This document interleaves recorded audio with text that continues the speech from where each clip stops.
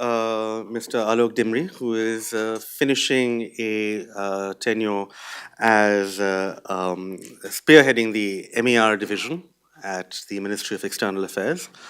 In early January, he will be taking charge as our ambassador in Kyrgyzstan. Um, oops. And Mr. Dimri, of course, has had quite a stellar career, and particularly in the last few years, which we will ask him to focus on. He's a Mandarin speaker, which is unfortunately relatively rare in our diplomatic service. And he's been at India's permanent mission to the UN in New York. I think at the time, in fact, that we were a non-permanent member of the Security Council. And he has a great deal of experience with multilateral organizations. Our hope, therefore, is that in this session, he will take us through our participation at the G20. He will tell us where the G20 stands as an organization at this point, in which, at a time when many multilateral engagements are overshadowed by the trade war between, well, I don't know if you're supposed to call it a trade war, but let's say trade tensions between the United States and the People's Republic of China. And I think the big question here is that in the time since 2008, the G20 has been a vehicle for multilateral consensus in a way that it had not been earlier and in a way that very few other organizations have been able to be. Is that under threat now? If into this he wishes to drop certain entertaining and amusing anecdotes about what it was like at the front lines in the last G20 meeting, then we will be very grateful. But I will now turn the floor over to Mr. Dimri. Thank you, sir. Then a very good afternoon to everybody. And I thought that since the Buenos Aires, we thought that we were at the trench lines, not that we thought, but the trench lines had since shifted to Katowice, so we have lost the honor. Mihir, thanks, and thanks to RF for giving this opportunity to me, and an opportunity more to the process rather than to us as individuals that this conversation is happening. I particularly thought that before we switch to G20, perhaps a comment that there's still space amongst us to have these conversations, which perhaps isn't happening to me, to my satisfaction, and that perhaps could also be one of the takeaways of this dialogue, that how important, significant, I, having done 4 summits since Antalya and also the BRICS process, consider that when we look at Civil 20 and Business 20 and Women 20 and the formal processes of the ministerials, I think a lot of cross connections aren't happening in capitals as well. So before, yes, I'm good. So yes, from that point of view, this is important. So I'm glad that this opportunity is before us, and I'll shortly be leaving. So there'll be new incumbents. The process continues with its deficiencies or sufficiencies. But a few thoughts that I thought that this afternoon, which could be significant for me to share with you, that indeed this was a G20 with a, and I get scared when I see people recording me and typing me verbatim, you know. That takes a bit of your.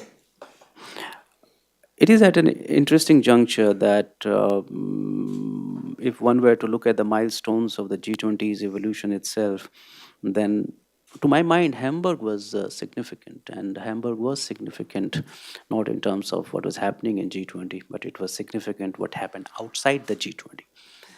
So if we recall that there was a sort of an, if not an eruption, but a distinct social reaction in the civil space to G20, which was witnessed in Hamburg. And that was taken note of among the leadership, and to an extent during the Argentine presidency, that did inform the nature of the agenda and the direction that it took. In the beginning, there were thoughts that maybe G20 should be more sleek, it should be more, well, business-like, as they say. The declarations could be a little more crisp, more direct, more crisp, shorter, and maybe agenda should have a greater correlation with people. So at the beginning of the summit, when you look at the agenda setting of the G20, that the people centricity and the sustainability was put up front. Interestingly, many issues which had direct correlation with people, child obesity, energy poverty, energy security, sustainable financing of infrastructure, those were put up front. And to me, from day one, what was the most interesting part, and which was never talked about much in the among the G20 circles in the circuits, was the fact that for the first time, a procedural part, which was building consensus, was part of the summit declaration. And I thought many of us missed it out and we did not debate it enough. But coming from a presidency, right at the outset of having taken over the presidency, to say that building consensus is the motto and overarching theme of the decadal G20 summit was a very, very significant message.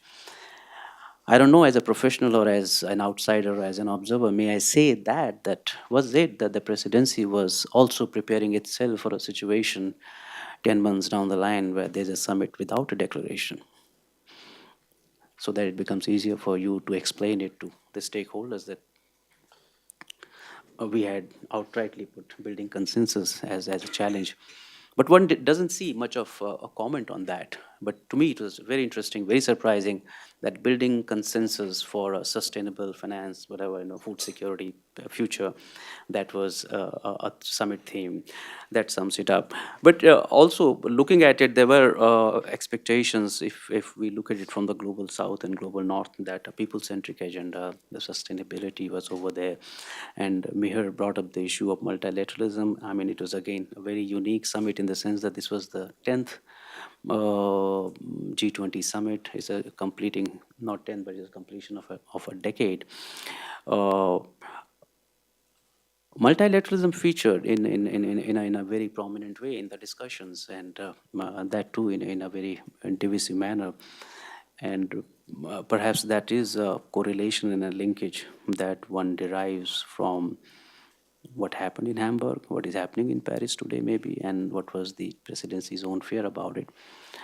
An added comment also as well that, of course, the evolution and the flavor of the summit's presidency's evolution was also informed by the currency turmoil that happened. So, of course, that was addressed in the finance track. But yes, we had a presidency and one of the major economies of G20, which during the course of the year witnessed far-reaching economic turbulence in the economy is Turkey. And so those were also the highlights that one finds that besides the regular big ticket items like climate, trade, WTO, migration, excess steel capacity, and in that logic, the state-owned and the functioning and the operations of the state-owned enterprises, debt sustainability, transparent debts, sustainable finance for infrastructure, also energy transition, energy security. On the climate front, the discussion on the forthcoming event of Katowice, and on the other hand, the adaptation and the mitigation dimension of the climate action.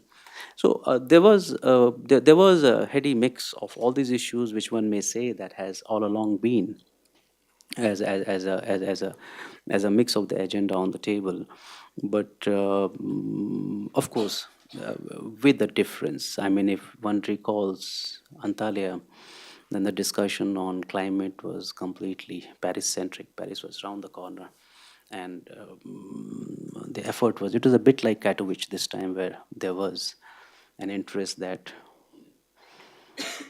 can we highlight my interests, prior to Katowice with a particular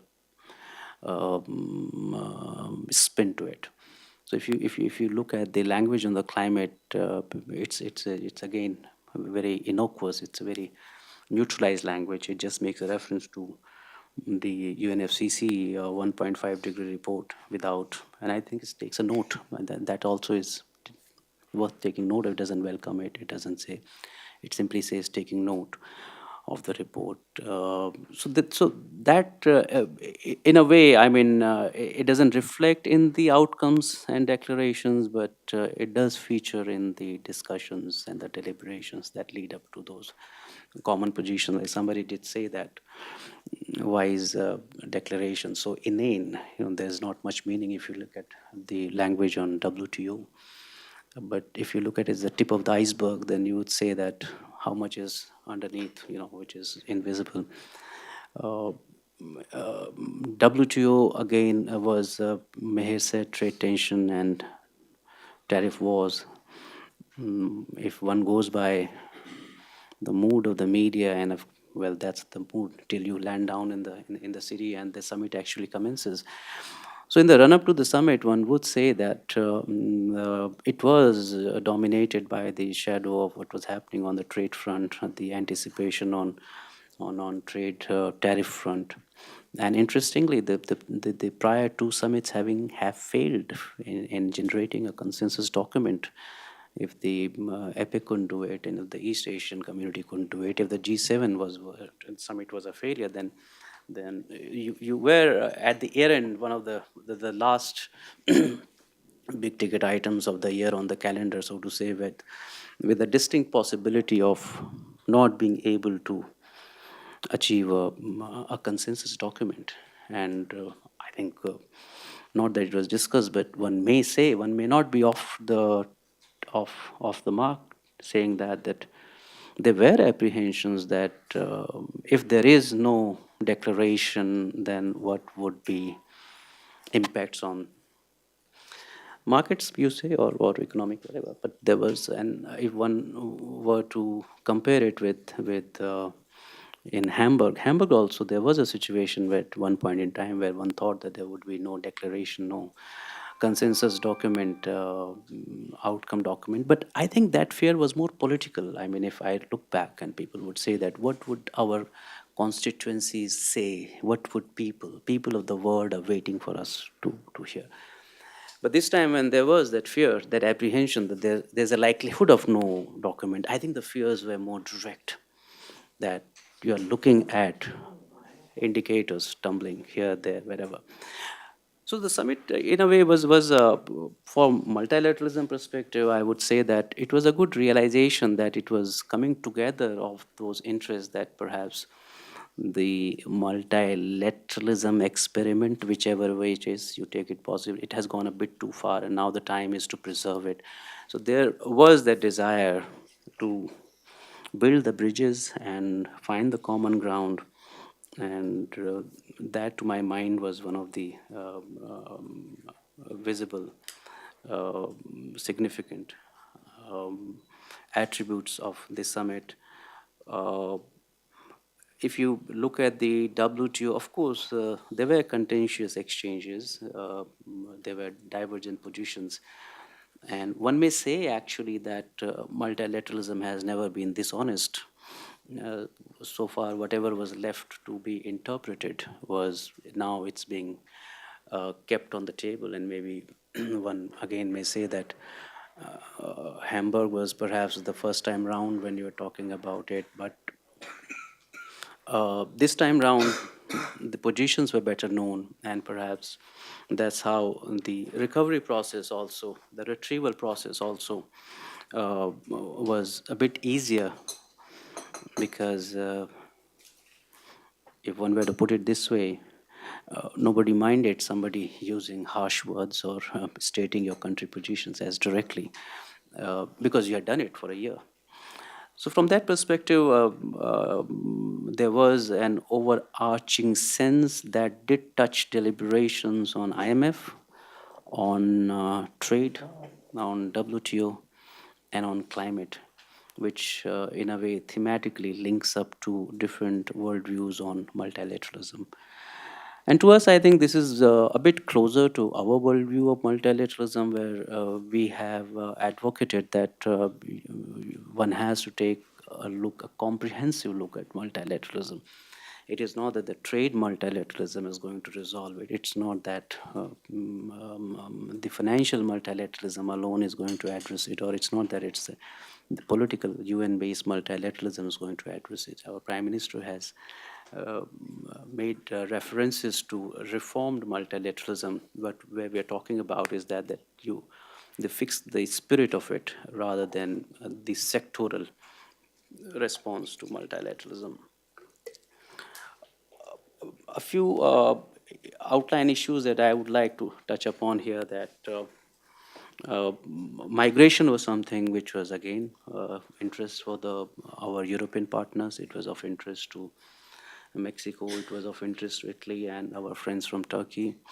Uh, but again, it's not a new strand of cooperation. It had started from Antalya. It had featured in Hamburg in a big way. But by now, I think the parameters of the deliberations and the findings have been set, and it's the political parameters which are being addressed upon. So, from that perspective, discussions were very mature, and the discussions were very candid, and with a desire to find uh, uh, a common consensus, if I may say, not the global approach to the issue, but at least a multilateral approach, limited to the geography.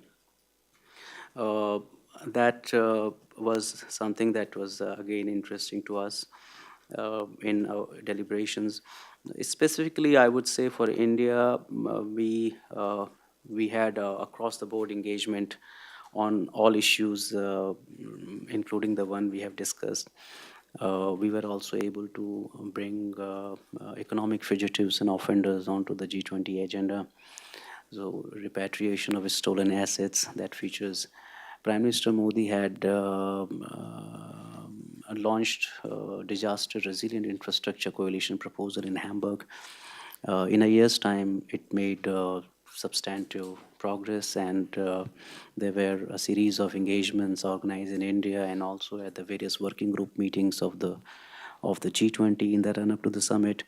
So you do find that in the climate language on climate, there is a reference where the leaders have called upon themselves for a greater investments and efforts for building and paying greater attention to infrastructure which is disaster resilient.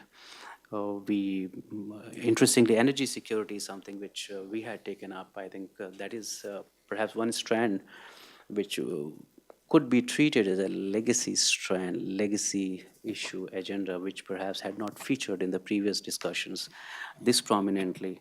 But I think Prime Minister raised it in his remarks, and it features in energy security features in the declaration, energy poverty features in the declaration, and also then in the aftermath of the G20 summit, you would have witnessed in the OPEC meetings the references to G20 deliberations.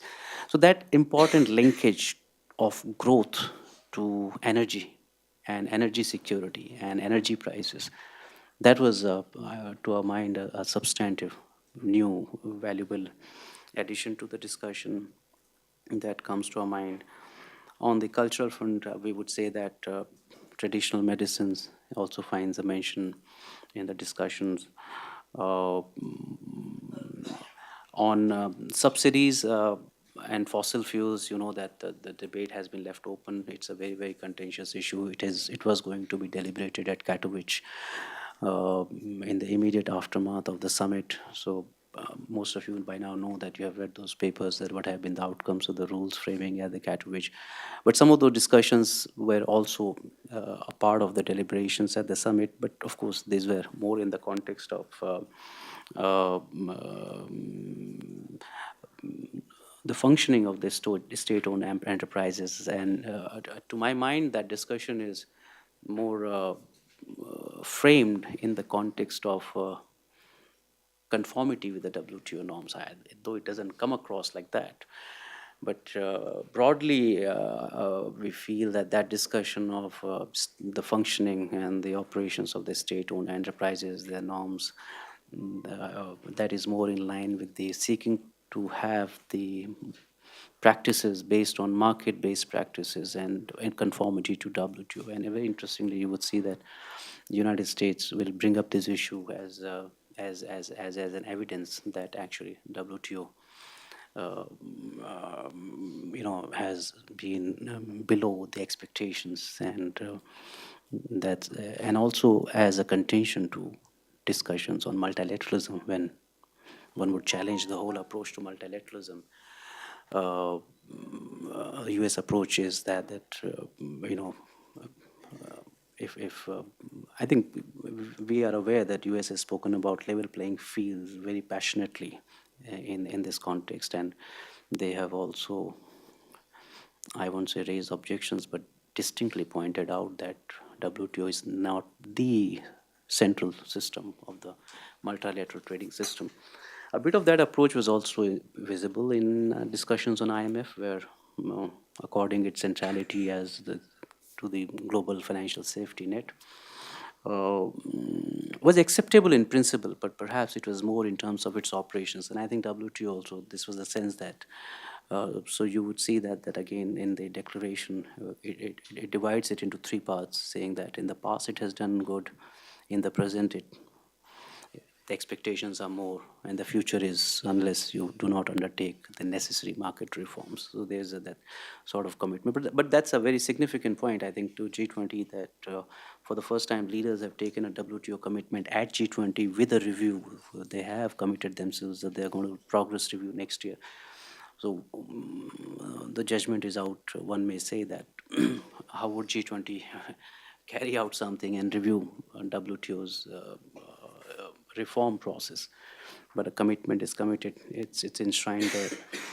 So broadly, I would say this is what the impressions that Mihail wanted me to touch upon. But shall we say that we open the conversation and follow through? I'm going to sort of and I'm going to ask you a couple of things for a little bit of elaboration. Um, Thank you, incidentally. That was, I think, a very sort of interesting summary. I'm particularly interested in, in the ways in the list of points that you've raised that we put on the agenda, including energy security, disaster response, and so on and so forth. But I want to, since it is, so much at the heart of what we're talking about now, your last set of comments on WTO rules and state-owned enterprises. If I might ask, what is our, if we have a position on this, when the two behemoths of the world order are disagreeing about the nature of market rules, and do we have anything to say in this system? If so, what will it be? What is our position? No, this. I think when we get into a conversation, the first and foremost, it's very important for us to know who we are and what are we speaking. So I'm very clear that speaking in my capacity as Joint Secretary of Multilateral Economic Relations Division of Ministry of External Affairs, WTO and its negotiation aspects are not exactly my remit, and also the exchange of the day is in the sense of the vantage that we had at the summit of G20. So in that context, definitely anything that I would say would be highly, highly uninformed and deficient of what exactly are those things, because I do not sit through in the processes of. But the sense here is that what if one has to speak from the G20 summit context, yes, there has been a view that what is it that you are going to do here, because the processes of WTO are, there's a general council there, they take their own decisions, they have their own agenda setting process, and how is it that you are going to make sense of it by taking a decision over here? The other extreme of the spectrum is that how is it that you meet here the world leaders at the G20 in a multilateral context, and you remain silent on something which is an obvious issue. So in a way you have to deal with. So discussions did touch upon on those lines, noting that yes, there is an agreement, that there is a necessity, perhaps the need to save it, to preserve it, the need to do the needful to do it, but how to do it and what is to be done and who will do it, there were nuances inbuilt on that, and that's precisely is something which is reflected in the language. But having said that, I am saying that when G20 has taken upon itself a mandate on WTO reform and to report and review. These are administrative processes, so these have complications inbuilt. And now, if I might maybe look forward for you in your new assignment, and congratulations again. Um, what do you feel will be our priorities, our challenges in Central Asia going forward? Um, where do we, how will we manage the balance between maybe, you know, security being provided by the legacy superpowers while infrastructure is being built by an aspiring one? It's a complex part of the world, and I think a short take on what you feel will be your agenda going into it might be useful for us. Well, again, I think this is a very good question, but it should have been in the aftermath once I have not even landed on the ground there. But personally, I have served in the area. I was in China. That geography I've done for a decade. I've worked in China, Mongolia, Taiwan. So it to me it's a logical extension and a very happy extension because I've traveled widely in China and Central Asia.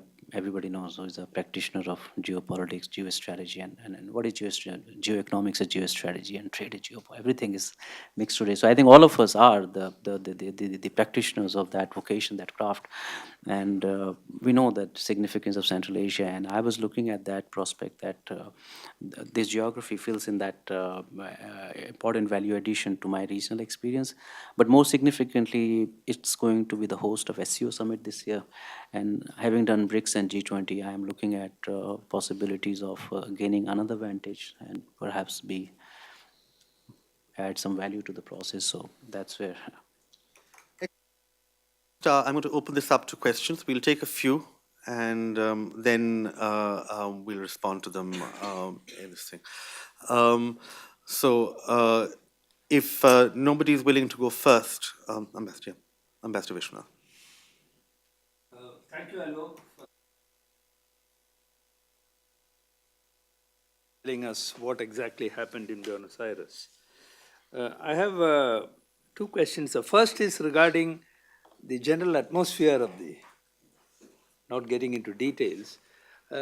Coming close to the heels of the APEC summit, where for the first time there was no document, I mean, no final declaration, was there an apprehension to begin with that this G20 also for the first time may not have a declaration? And was it the reason that the others did not press the United States to include that phrase, fight against protectionism?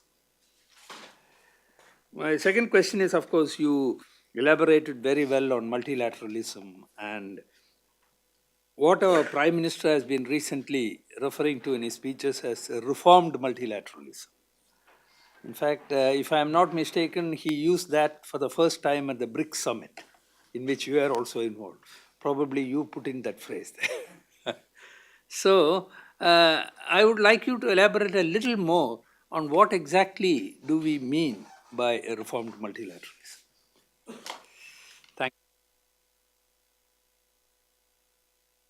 Unless there are any other questions, I'd like to have Mr. Dimbri answer those first, and then maybe we'll go back.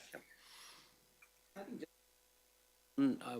Very honestly, I can say with a sense of distance now, the summit having culminated, uh, I think there was general care about it. There was a concern and also a sense of responsibility that it is to be done, and instead of toppling it over, there was a need to save it.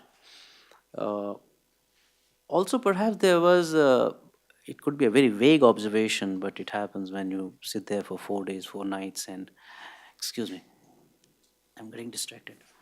So what happens is that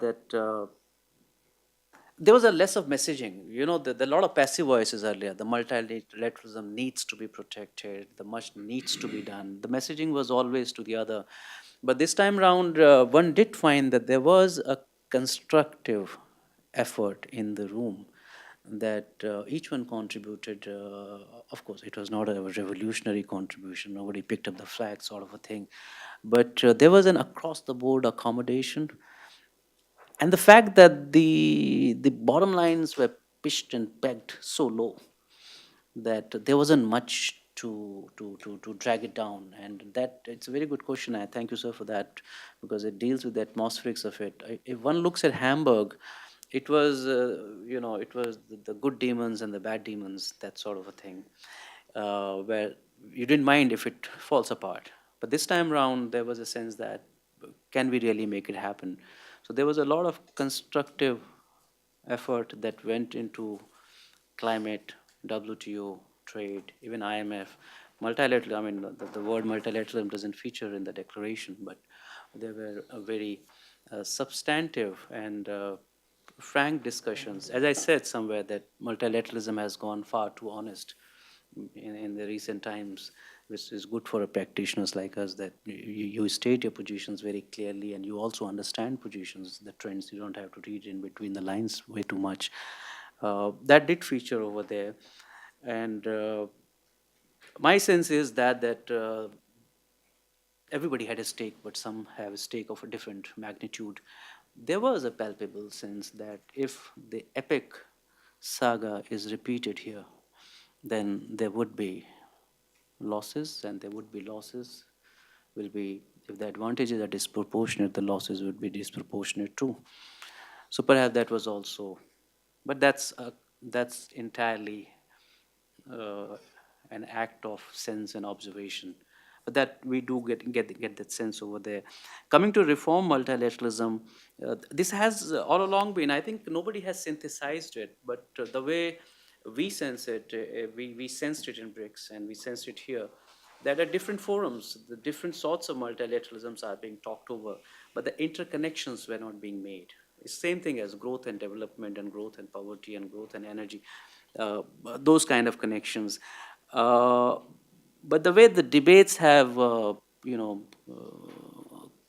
juxtapose each other, increasingly closer to each other. Now you are discussing IMF and WTO back to back in a same session, with the overarching framework of being multilateralism. So I would say that besides United Nations, you practically discussed any form of formal intergovernmental multilateralism which exists on Earth.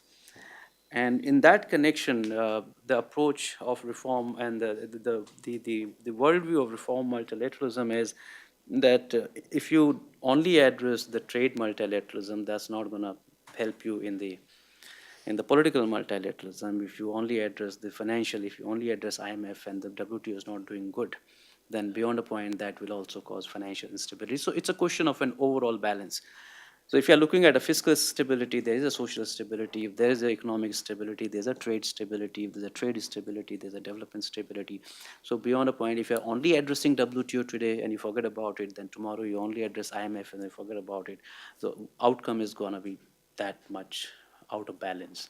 So it is in that context what the Prime Minister has said, that let's approach this issue of universal, comprehensive multilateralism and its reform rather than reforms of one of its organs. And that reform, in the sense that even if the reform requires changing the structure, do not hesitate to do it. Reform doesn't mean that preserve the structure and then you bring reforms. So if it requires alteration or amending the structure, then go as far as it is required to touch its structures as well. So that's broadly, if I have been able to sum it up in the sense, and I hope it makes sense. Thank you. If I may just follow up from something that you said in response to Ambassador Vishwanath's question, which is that, and also that you referred to, I think, in your discussion, you said that there is a sense in which you mentioned when you were speaking earlier that there's a sense in which there was pressure from outside to make declarations, in your words, crisper. And again, now you have said that it is better for practitioners if you do not have to read too much between the lines. Have you seen this development take place over the past 3 or 4 years that you have been looking at multilateral organization? Is it more so in the G20 than elsewhere? Has there been a change in communication strategy?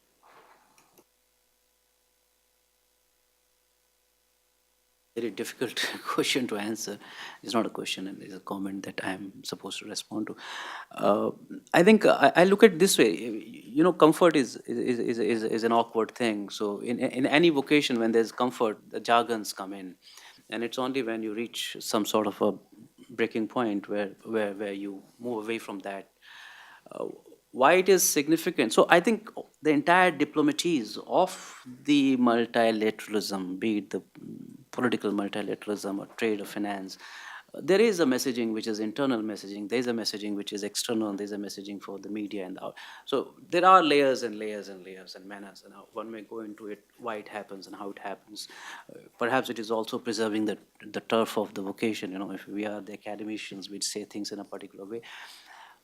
What was significant to me, that this thrust on making not only the declarations crisper but also the process crisper somewhere had a hint of messaging from what happened, what occurred in Hamburg, parallel to the summit. That is it something that the summit processes are getting little distant from people, or that link is getting weaker, or is it that people are resorting to these methods to convey to you these messages? So are you impervious? I mean, you're connected to people, and I saw the direct connection when the Argentinian presidency took upon the issues of people-centric issues of employment and youth and future of work and employability, that there was a desire to draw it closer to people. So I think the political sense, the observation here is that there was a political sense, there was a political reading of the situation, there was a political reaction that perhaps there are questions about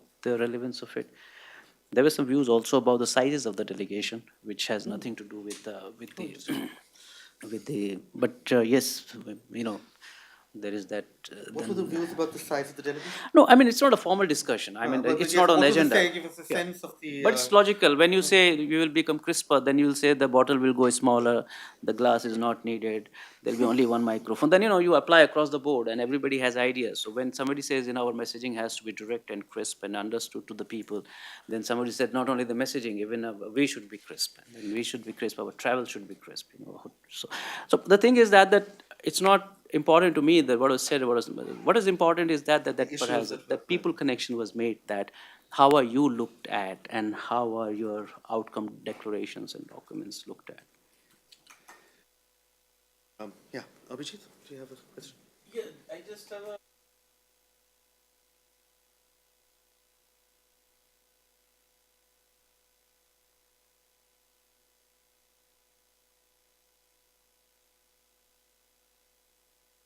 proposal kind of on 40 pages document. So there, in fact, in a nutshell, the entire approach is proposed to be changed. More in the line of quote unquote plurilateral and flexible approach.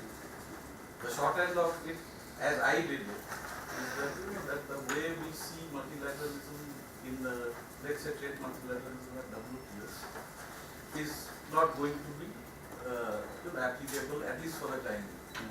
So, is it going to affect the formations like G20 as well, or is it going to make some effect on this kind of different, not only G20, even in BRICS, wherever India is a part of such formations?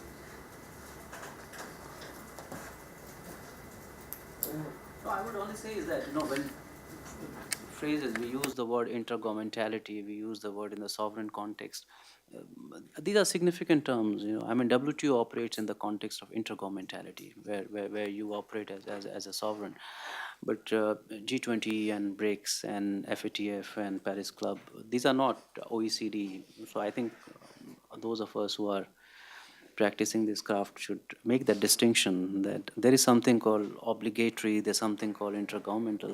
So, in that context, there are no operating rules for the G20. There are no charter of BRICS. It's at best a club or leaders. It's a norm. It's a convention that we have evolved within ourselves, and none of the implementations are also incumbent. These are all purely not purely, they're voluntary. There's no obligation, there's no legality attached to that. But the utility is that sometimes when the formalism becomes so stiff that it doesn't permit you to take the next step, then what is the fallback? So the fallback, you come upon BRICS and you come upon G20s, and also the fact that they are new and they're recent and they're nimble. I mean, the real comparison of the G20 with, say, WTO and IMF could only be when they are as old as those organizations are. But the sense in WTO is perhaps it has switched to my reading. I may not be as updated with the reading of WTO, but is that from deifying it as the cornerstone, as the deity of the global trade, it has shifted to, I mean, do we need to preserve it? And if you don't preserve it, what happens? And if you don't preserve it, then how worse off you are. So preventing and precluding that situation, what is it that is needed to save it? And then to save it, if it is reform, then let's take a look at it. So I think that is the sense that transpires on WTO. And also the fact that trade and its character is shifting every decade. And if you are a trade mechanism, then how are you incorporating? If you are a comprehensive global trade framework, then what do you do to that trade which emanates, in front of you for next 5 years and 10 years? So it's all about a challenge of incorporating those new elements within your building block, in your DNA, in your framework, e-commerce, new trade issues, digital trade, digital taxation. Yeah, digital taxation was also a very important issue, I think. I didn't raise it in thing because, most of the politically sensitive issues get talked or, picked up, but digital taxation is actually one of the huge subjects which have been discussed, which will keep featuring in the future processes and the summits. Could you give us a sense of the issues under discussion with digital taxation? Because you're right, this was not a feature of the coverage, and it might be very useful for us to understand what the range of issues here were. Taxation is it's essentially moving from that entire informalism to regulatory framework to the formal setting up the norms and the standard of it, the measurement of the trade, what is digital and what is e-commerce, what is platform.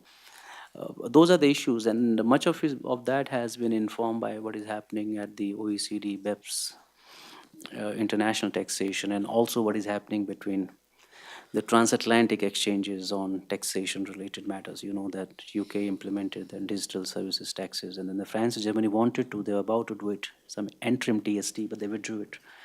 So there was that energy, but I think that was not captured very well, maybe because not many people are from the tax background, or maybe that's why agenda is on the table. But the fact is that OECD would try to bring some norms and standards and first launch them, then popularize them, then make them fashionable, then finally make them inevitable.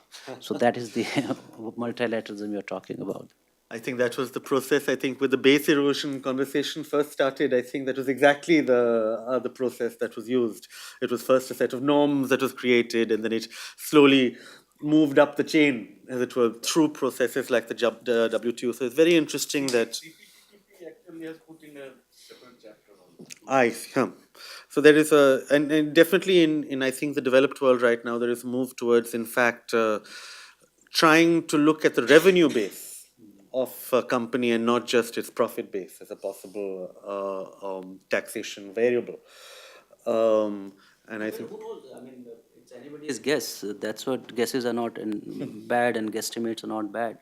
Uh, the way the trade deficits have been used to hit out at each other. Maybe, digital and services, IT companies, taxation has been partly been a retaliatory measure. I mean, if one reads it, you do get a sense that when you look at the transatlantic divide of it, that if you touch your trade surplus repeatedly as a means, as an instrument to churn it, Then we'll touch your profits. then you have your IT behemoths which are taking it away from. So, and also prospectively, because it talks about data, it talks about data regulations. So the discussions on BEPS, there is base erosion. This came up in the Addis Ababa Finance for Development, yeah. But they still refuse. The taxation laws are still made by OECD. And this is leading. Rule takers in that respect. Yeah, this is. Wind up being rule takers, Yeah, not. because of this base erosion, one study shows that more than $400 billion go out of Africa every year. That is almost double of what the financial assistance the Western countries give to Africa.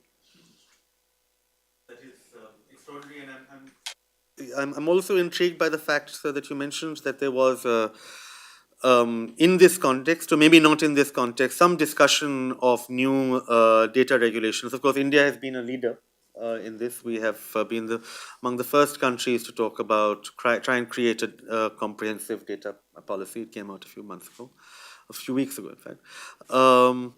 What is, again, if you could give a sense of what the discussions here are, and what you feel the with as you said, with digital taxation, you gave us a very clear sense of how they might come up in a trade-off situation.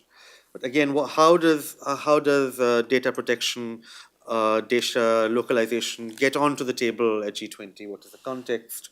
What are the leaders? What are the positions that the leaders might look at? This because essentially ours is only a sense that is gathered from Of course, yes. I want a sort of background. something that happens not at the main forum. But yes, distinctly, if you look at it, the way the general data regulations were promulgated in European Union, and then the digital taxation, the talks on the monopolies and the trust, the way it came about, and there was that sense that there was a herding of the resources to one target. That was in the run up to, and all of these had those transatlantic senses that ultimately the objectives were the same company. Even if you read that digital taxation, they say only companies with a revenue more than 400 million euros or something. So target again were those large companies and not smaller ones. So there was that. I think politically, if one reads it, there was an effort to build that energy for the summit. But to my reading, it didn't fructify. And my reading is not wrong, because after that, France and Germany both said that they're withdrawing their proposals to have the interim taxation. Of course, United States wouldn't. They don't like it. They don't like it. But then, if they like it, don't be surprised, because there's a huge distance between DC and San Francisco, so they do see each other. Yes, so the energy at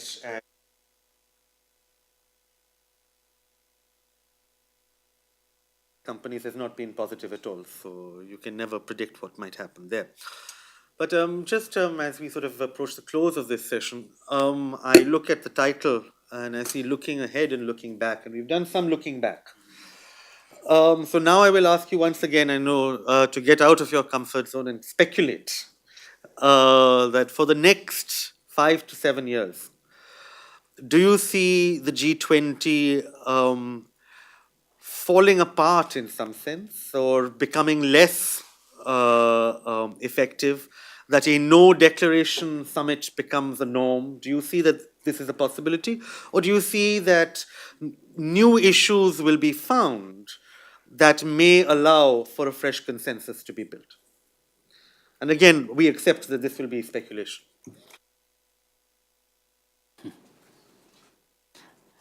If speculation becomes an art, I think stock exchange nearby, not far from it. No, I think it's not guessing, targeting in the dark at all. If If crisis and financial and economic crisis is the reason why G20 came about, then one would logically say that the reasons haven't gone away. And I think people have said that we have never been closer to that 2008 moment than when we are today. Uh, so yes, that logic tells me that no, if you look at the need and the necessity, it continues. If the need and the necessity for macroeconomic coordination, fiscal, monetary, economic, credit, interest rate, inflation, credit flows, capital outflows, inflows, if you look at along all these macro parameters, the need continues. If you look at the take it all away and just look at the evolution of multilateralism, the evolution of multilateralism itself has been characterized by these supranational and below absolute international sproutings, these forums. So if you go around the world, there would be hundreds of these supranational plurilateral multilateral forums that have come about in the last 20 years, and they have been typically products of today's time, because there is an international intergovernable space which is coming up, be it global commons or global threats or epidemics or health or tax or currencies, that there will be continue to be a need for having this interaction. So from that perspective, I see that G20 has a need, it has a reason, and I think it's pretty nimble. Another great thing what is about it is that it is by and large procedurally way more democratic than uh, other institutions or predecessors. So it is a step towards the future. Yes, there could be a better institution. Somebody did say that how do you look at our role into it and developing an OECD. Uh, I would, for example, say that I think there is a loud cry in the room that countries like India or Indonesia and China, now we start bringing our wisdom to factor into global wisdom, because I think there is you look at Hamburg counterterrorism standalone declaration. So it's not that we are not able to that there is no space for us and our knowledge and our wisdom to be factored into the global cumulative understanding and the wisdom of things, be it social safety or be it stability or fiscal or monetary and society and health. But habit is also part of it. So you learn to do it in 10 years or 15 years. So there's always a lag. So I would say that G20 has more challenges ahead in times to come. It has substantive agenda on the table. The challenge would be that how much of economic and growth and how much of social. I think the social agenda of G20 is little going off track, and very very specific issues are being brought onto the table, and we are taking a leader's time to pay attention to priorities which could be not among the top 50 priorities. So if you look at modern slavery, it features there. If you look at antimicrobial research, you have a whole WHO. So somewhere there is this junction in terms of mainstreaming of the agenda, what comes onto the table.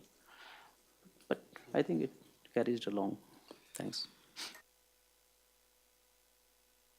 There is a last question from someone. I think that is a good note on which to. Can I Uh, just ask yes. it's a slightly, Huh. not exactly related to G20, but in e-commerce, since you mentioned in e-commerce, why I am asking this question, I will tell you also with an example, that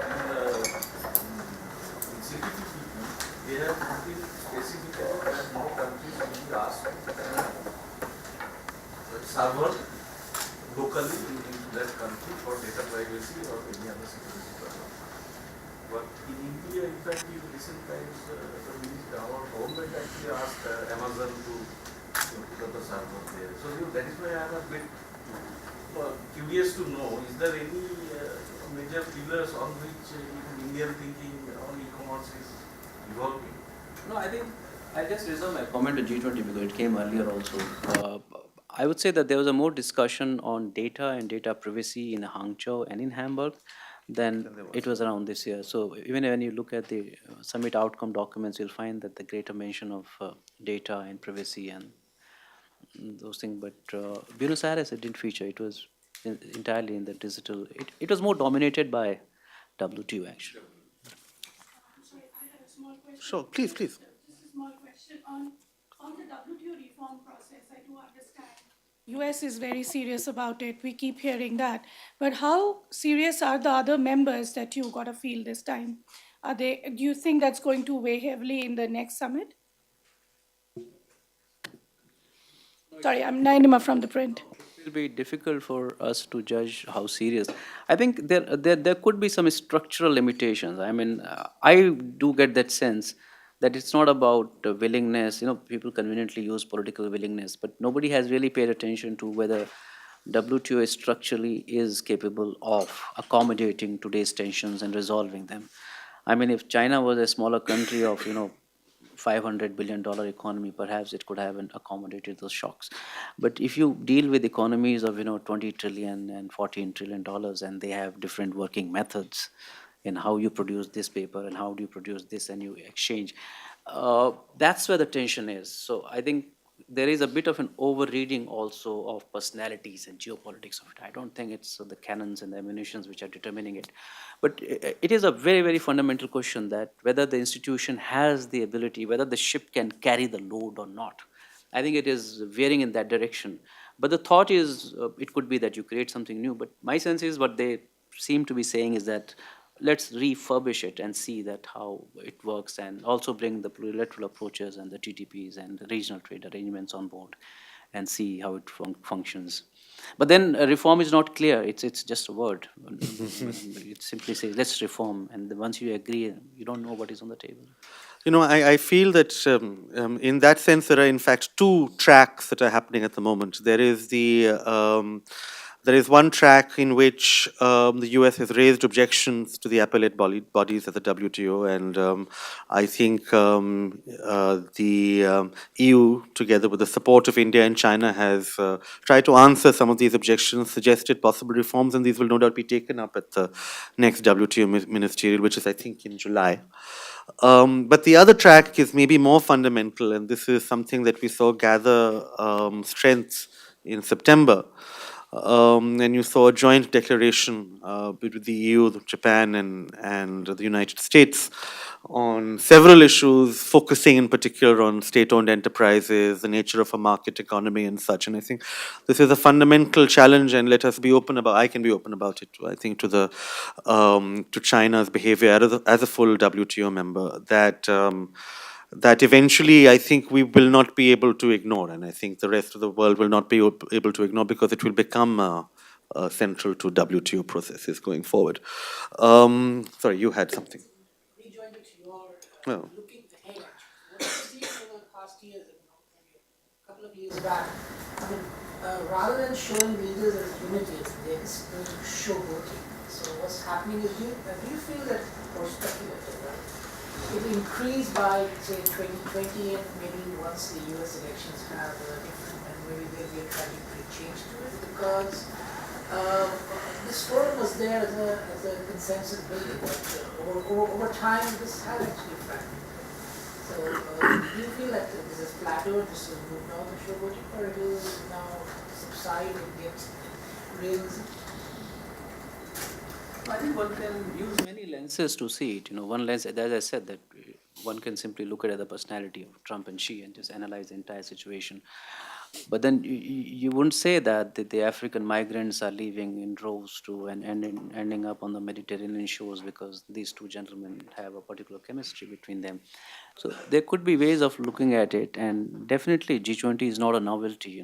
It's like a Christmas gift. In 2009, it was fresh. Today, it is 10-year-old. So it has become part of the lexicon. I think the problem lies more not with whether it is delivering or not. The problem lies with our own approach, that in today's transactional world, we only tend to count what is countable, what is tangible, and what is not tangible, you are not. But I think if you look at the trends, whether be it climate or trade or tariffs, I think intangible has become very, very significant. And what is intangible is that it's a if you tweet, I had a good phone conversation and the stock market stumbled. I had a happy talk and it goes this way. So, and that is only one visible, but I think that, so the whole sense is, I mean, as a practitioner there, sitting there in the process, I wouldn't say that just because something is granular and something is not, that we ascribe value to them. Yes, a lot of things are happening, and a comment which is not due to me, but you also see that the leadership styles and profiles are also changing. They are also becoming more informal. They are also becoming more direct. They tend to do a lot of business with each other directly, saying that let's do it, why aren't you doing it? So there is a certain directness which perhaps is in keeping with the times, 21st century. Thank you all for listening, and thank you very much for sharing your insight. And once again, the best of good fortune in your new assignment. And I think we will take away from this a sense of. I think you've left me at least a little bit more optimistic about the G20 than when I entered. It is the. Yes, of course, 2022, we will be all having to deal with the tamasha over here. So, of course, yes. No. Do not worry, we will run everything. No, but in particular, I wanted to say that I think that if you look at, I'll take away your remark that maybe it is a question of a more honest diplomacy, and that you read less between the lines. And if you look at it that way, then maybe it's not such a bad development after all. So, thank you so much, and thank you all. There's tea next door.